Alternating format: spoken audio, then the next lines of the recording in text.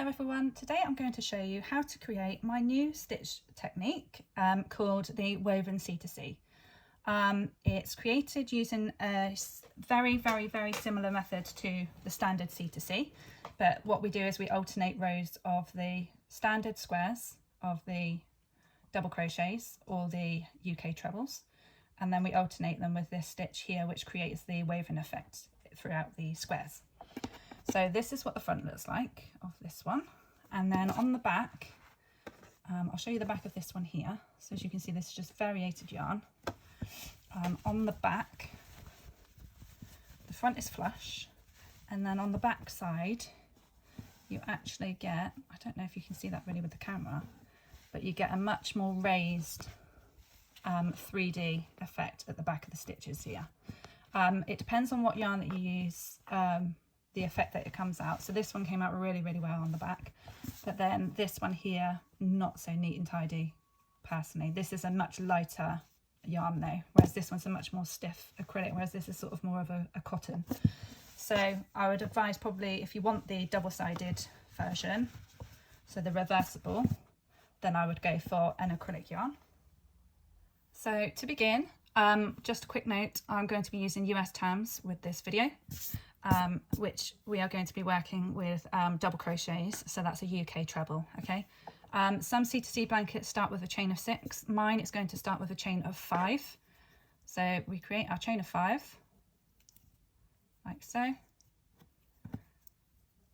1, 2, 3, 4 and 5, and we are going to start work in the 4th chain from the hook. 1, 2, 3, 4, and as I said, we're going to work a double crochet into that chain space there, and then another double crochet into the first chain that we created.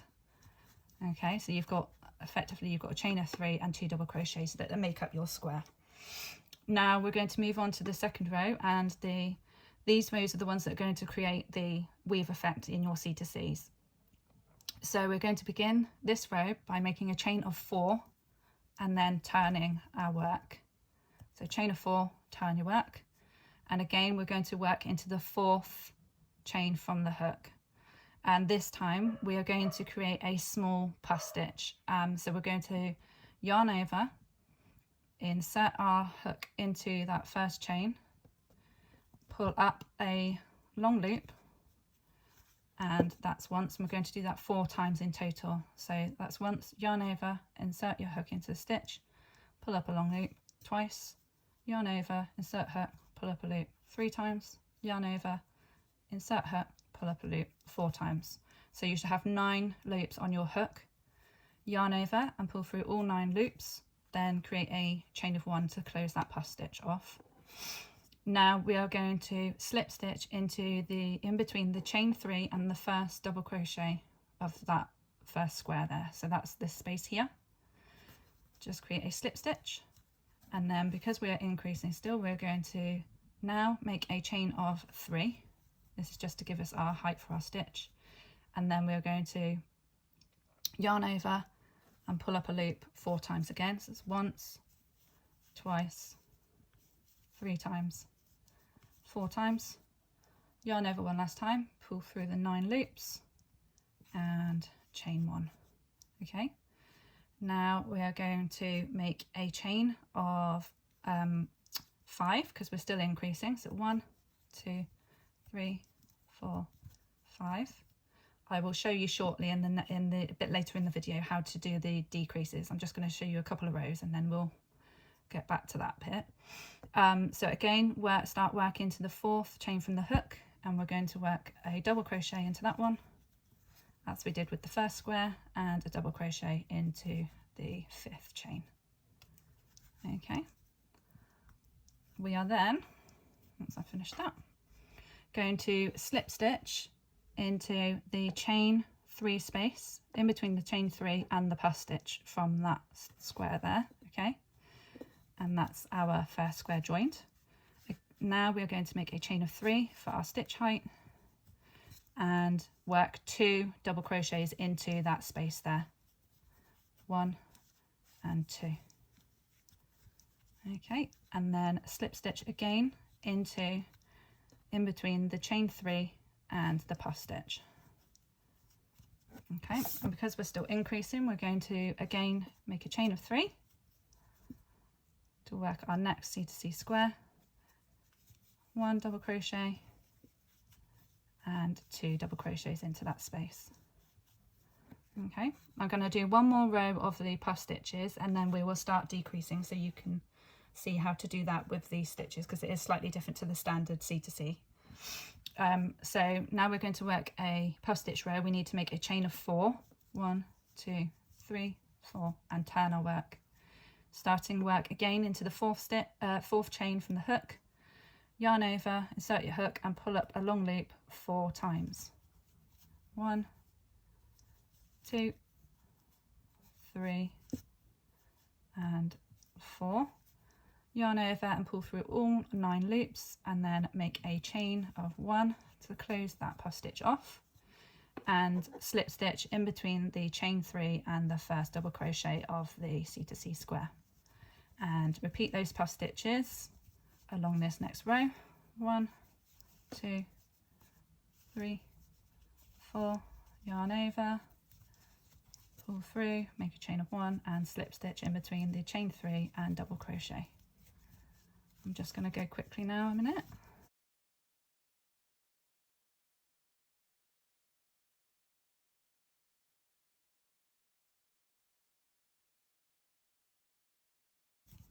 Make a chain of 1 and then your chain of 4, 2, 3, 4, turn our work, and we're going to work into that 4th chain from the hook.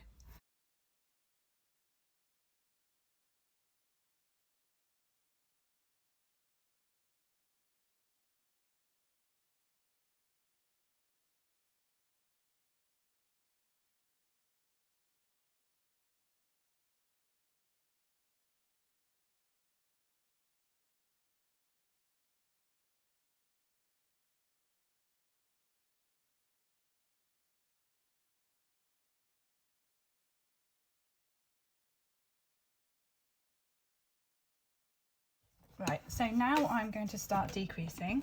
I found it easier that if on the decrease we are going into a puff stitch row, because it's just easier to see where you are with the squares. So to begin our decrease, we're going to make a chain of 1 and turn our work. I'm going to skip this stitch here and I'm going to work into this next one, this first double crochet of that square, and then I'm going to slip stitch into the chain 3 space of that square. Okay, so that brings us back up, and now we've got our first corner where we're decreasing. Now, because we're not increasing on the start of this row, we just need to create our 3 chain stitches for our stitch height and then work our puff stitch into the top of these squares here. And I'll meet you back at the end of this row to tell you about how to go back along a puff stitch row. So now we've come to the end of the puff stitch row, and because we're wanting to decrease, we don't work another puff stitch into the top of this square here as with standard C2C. We will work a slip stitch into the top of that square as usual. Okay, and now we're going to go back along ourselves because this is our other corner now. So we've got this corner down here and this is our other corner to create our square. So we're going to make a chain of 1 and turn our work. Then with the puff stitches, we are going to skip this one here because that's our slip stitch from just now. We're going to work a slip stitch into the top of the chain 1 that came immediately after our puff stitch, the stitch we used to close it.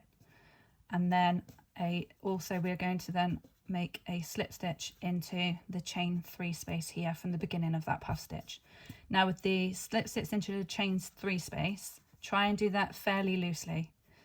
You don't want that slip stitch to be too tight because otherwise it pulls on the edges of the work and it creates like a bit of a dent, bit of a divot where the puff stitches are. It just helps keep the edges a bit straighter. So now we're back and we have created our third corner here.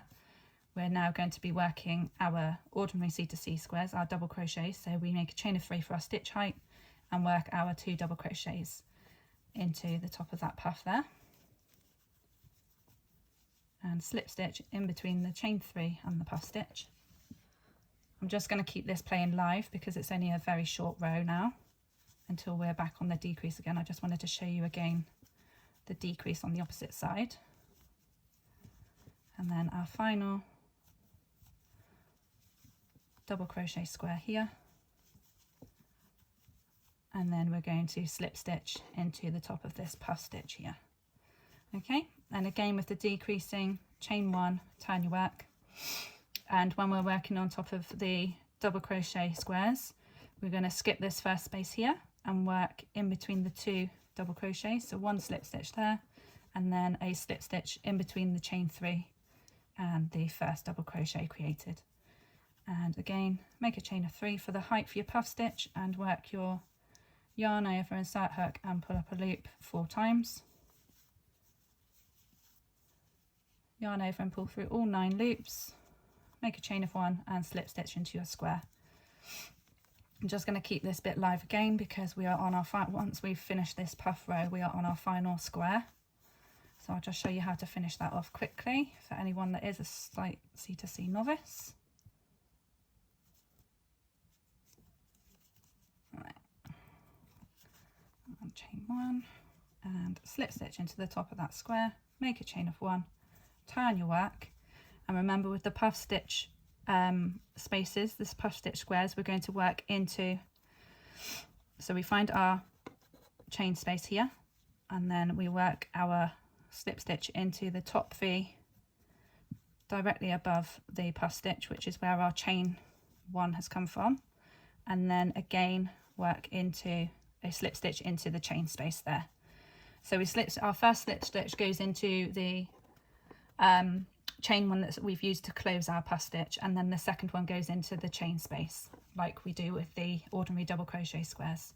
And then for our final stitch, as always, we make our chain of 3 for the stitch height, insert our 2 double crochets and finish off by squaring off the work by slip stitching into that chain space in between the chain of 3 and our puff stitch. And then you just finish off your work as normal, weaving in your ends, and there you have your Weave C2C square. So this is the back. As you can see, it's slightly more raised, much more textured, and the front is where you get the weave effect there. Okay, and there you have it, guys. That is the Weave C2C. I hope you like this video, and to be kept up to date with more stitch tutorials and free patterns, please hit the subscribe button and keep an eye on the Stitch Dictionary playlist, because I've got a few more stitches that I've developed myself that I'm going to be adding to my channel over the next couple of weeks. Okay, until then, thank you, bye.